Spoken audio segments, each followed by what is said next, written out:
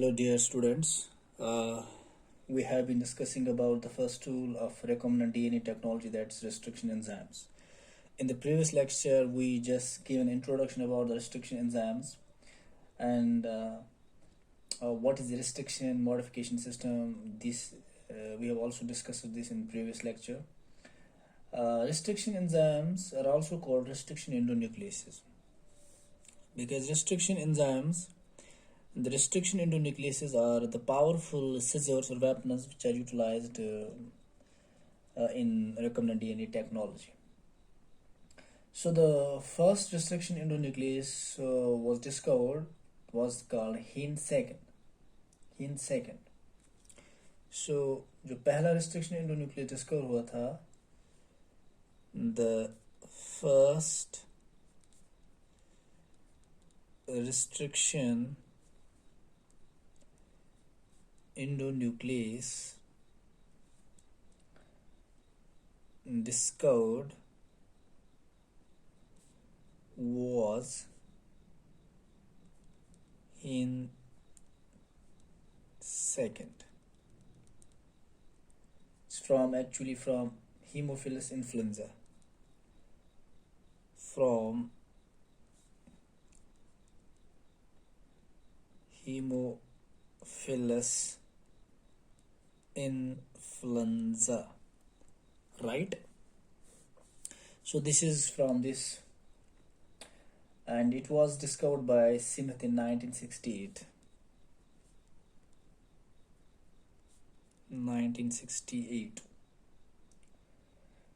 ये जो restriction endonuclease हिन सेकेंड जो था, इसको देखा गया कि ये डीएनए को कट करता है, एक पर्टिकुलर पॉइंट्स पे कट करता है जहाँ पे स्पेसिफिक सीक्वेंसेस होती है 6 बेस पेयर्स की specific sequence.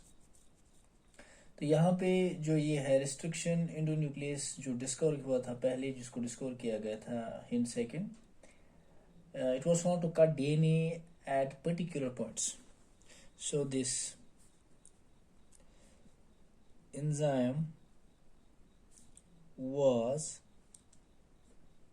found to cut the DNA at particular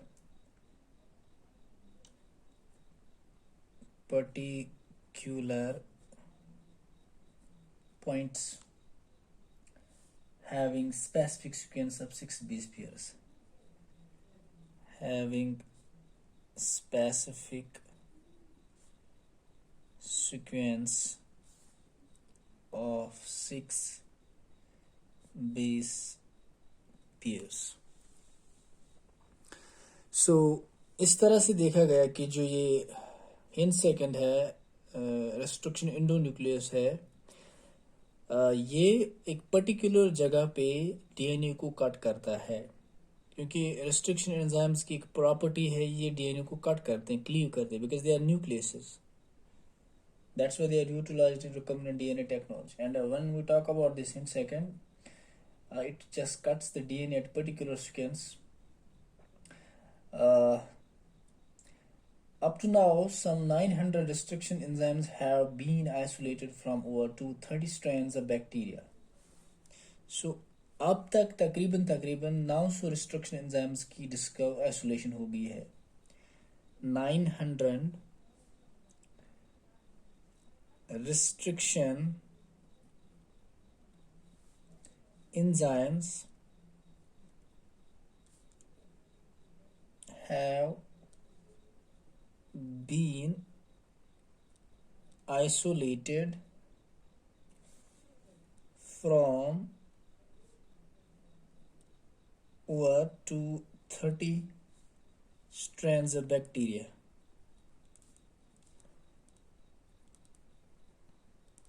Right? So you are just you can imagine how many restriction endonucleases have been isolated right till date from many bacteria. So this is how the recombinant DNA technology is evolving, continuously evolving, right?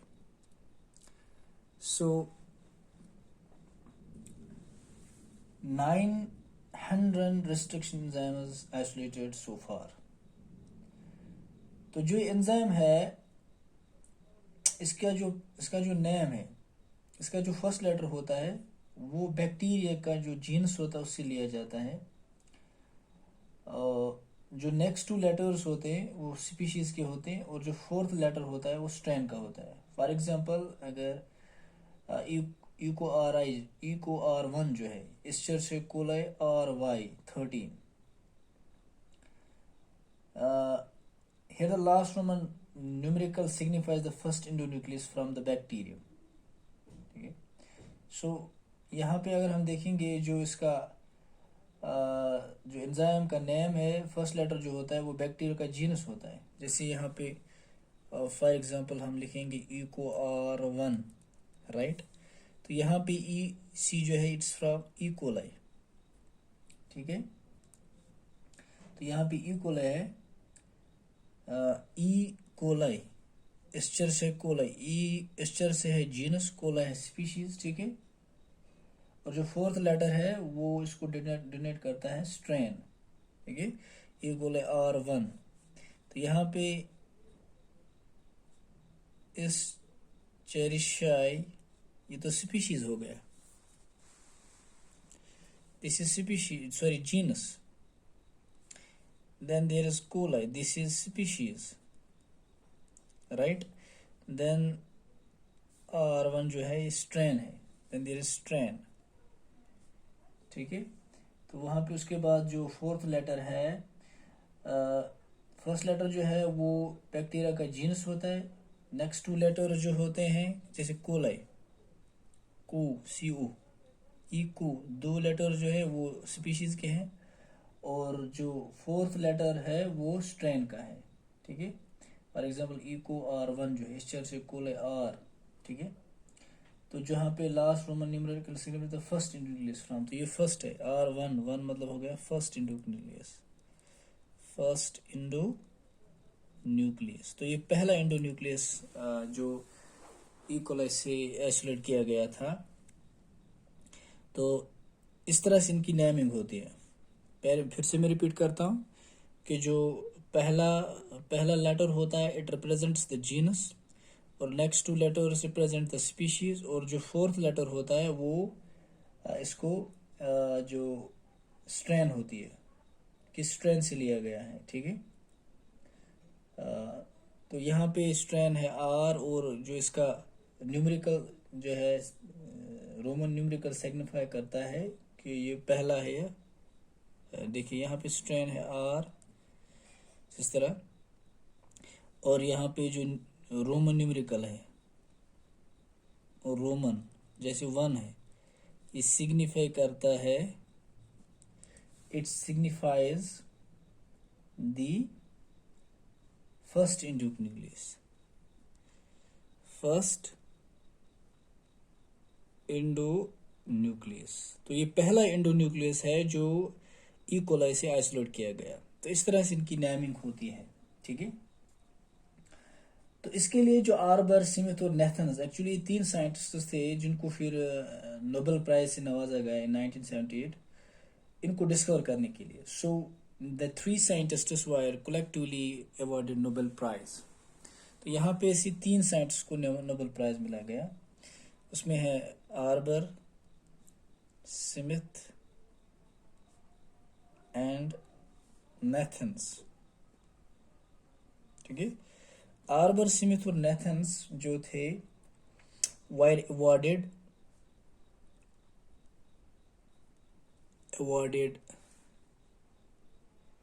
Nobel prize. तो इनको Nobel prize से नवाजा गया. they were just awarded Nobel Prize. These three scientists received the Nobel Prize in 1978 for the discovery of restriction endonucleases.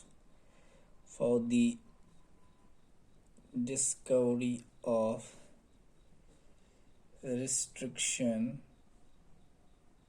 endonucleases. ठीक है. तो restriction endonuclease की discovery पे इन 3 साइंटिस्ट को नोबेल प्राइज से नवाजा गया. तो जो रिस्ट्रिक्शन इंडोन्यूक्लियसेस जो है जो पहला जो डिस्कवर किया गया था hand scan from Haemophilus influenza, तो इनकी इसी डिस्कवरी पे इनको नोबेल प्राइज, क्योंकि ये एंजाइम्स कट करते हैं डीएनए पर्टिकुलर पॉइंट्स पे, पर्टिकुलर स्पेक्स सीक्वेंसेस पे कट करते हैं। अभी तक तकरीबन 900 enzymes have been isolated, and for example this nuclei R1 is there, one of such restriction endonuclease.